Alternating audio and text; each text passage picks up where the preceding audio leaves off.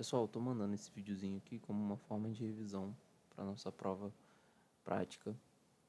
E a ferramenta que a gente vai utilizar é o Cisco Packet Tracer. Para isso, eu preciso que vocês tenham aqui um login no NetAcad. Então é só acessar ali netacad.com, fazer o seu login. Se você não tiver a conta, cria. Se já tiver, vê se você lembra o seu e-mail e sua senha. Usa aqui conta Google se for mais fácil. Mas enfim, você para acessar o Packet Tracer vai precisar de uma conta aqui no NetAcad. Feito isso, aí é só quando acessar o aplicativo, ele vai pedir um login. Fez o login e a gente consegue ter acesso às atividades. Então aqui é a ferramenta é uma ferramenta de simulação, onde a gente pode simular vários ambientes. E aqui, o primeiro ambiente que eu vou simular é o seguinte: eu vou pegar aqui um switch. Esse switch aqui eu quero comunicar duas estações de trabalho. Então são esses dois computadores aqui. Aí aqui a gente precisa conectar esses dois computadores de alguma forma. E no nosso caso aqui, esse switch aqui é um switch cabeado. Então a gente vai fazer uma conexão via cabo. Então aqui vamos utilizar a conexão automática mesmo para simplificar. Então aqui, beleza, fizemos a conexão. Esse switchzinho aqui, ele demora um tempinho para que ele possa ficar verde nas duas pontinhas aqui, indicando que ele está pronto para uso. Mas enquanto isso, vamos fazer algumas configurações aqui que precisam ser feitas antes do nosso switch subir. Então aqui, numa rede, além de uma conexão física entre os dispositivos, a gente também precisa que esses dispositivos tenham uma conexão lógica, que essa conexão lógica é feita através dos endereços IP. Então aqui a gente vai definir um endereço IP estático. Então vamos definir aqui, por exemplo, um IP 10.0.0.1, uma máscara /8 mesmo, e por enquanto não vamos ter gateway nem DNS, por enquanto. Feito isso, ok, configuramos esse computador aqui com esse IP. Aqui, vamos configurar o outro computador com...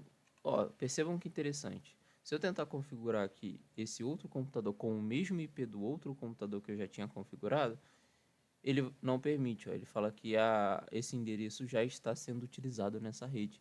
Então ele dá um conflito de IP. Então aqui a gente tem que utilizar um endereço IP diferente. No caso aqui vamos usar o 10.0.0.2. Beleza.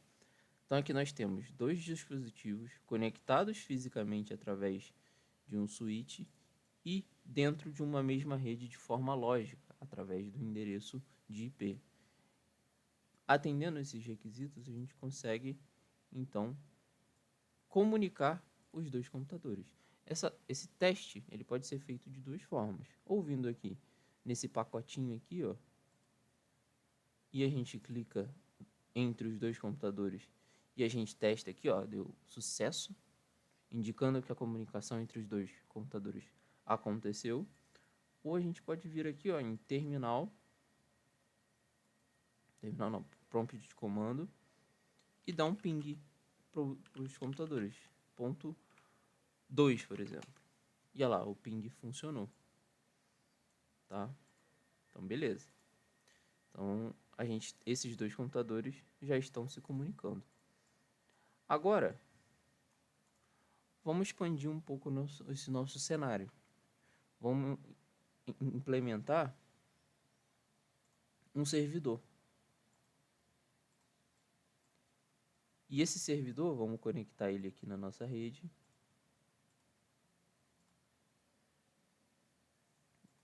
Como a gente disse, não adianta não adianta fazer somente a conexão física, a gente precisa ter uma forma de indicar que eles estão no mesmo ambiente, que é através do IP. Vamos utilizar o IP aqui 10.0.0.3. Beleza. E aqui, esse servidor, a gente vai fazer dele um servidor HTTP, que ele vai disponibilizar um site para que as estações de trabalho aqui possam acessar lá no navegador. Então, se eu acessar aqui, serviços. O servidor, ele já tem, ó, ativado por padrão um servidor HTTP. Então ele já é um servidor web, digamos assim. Então a gente consegue acessar ele através dos computadores. Então se a gente vier aqui no web browser do cliente, da estação de trabalho, ó, vou acessar aqui. Beleza. E aqui a gente vai colocar o IP do nosso servidor, ó, 10.0.0.3, e a gente tem acesso a uma página que está dentro daquele nosso servidor, tá? Aqui uma dica do Packet Tracer, que é importante. Como se trata de uma ferramenta de simulação, algumas coisas aqui alguns probleminhas podem acontecer. Ainda mais durante uma prova, eu recomendo que sempre que você fizer algo, fez aqui, adicionei 2 estações de trabalho e se comunicou. Chega lá, vem e salva. Coloca lá o seu nome, por exemplo, vou colocar aqui o meu nome. Vou colocar isso, por exemplo, na área de trabalho, só para exemplificar. Beleza, salvei. E aqui, continuando a atividade, a gente já conseguiu acessar. Ó, tá vendo? Eu estou na estação de trabalho. Eu vou acessar o browser aqui. E eu, através do IP, eu consigo acessar o meu servidor HTTP. Então, 10.0.0.3, que é o IP do meu servidor. Eu acessei o sitezinho que tem lá. Só que quando a gente está falando aqui de uma aplicação web, é interessante que a gente acesse esse site utilizando o nome. Porque é como a forma que a gente utiliza a internet hoje em dia. Então, quando eu acesso aqui um site, eu não vou lá, eu acesso google.com. Esse google.com, por trás desse nome aqui, a gente tem um IP, que é o servidor do Google. A gente até viu isso em aula de como que a gente vê qual é o servidor. A gente acessa aqui o prompt de comando. E no prompt de comando, nslookup google.com. Por trás desse domínio google.com existe um servidor que tem um IP público para que a gente possa acessar ele. Então aqui o IP é, por exemplo, esse aqui, tá? E como forma de teste, a gente pode fazer o seguinte, ó, eu vou acessar o IP, ó, vou colocar o IP aqui. Quando eu der o Enter, eu sou redirecionado para o site do Google.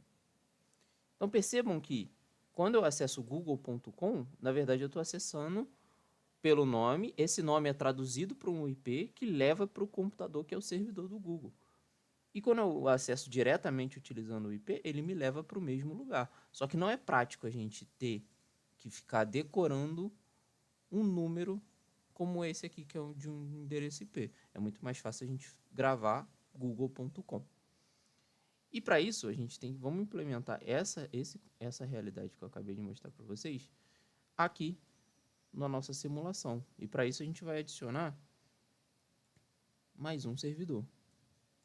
Só que agora vai ser um servidor, vamos conectar ele aqui, um servidor DNS.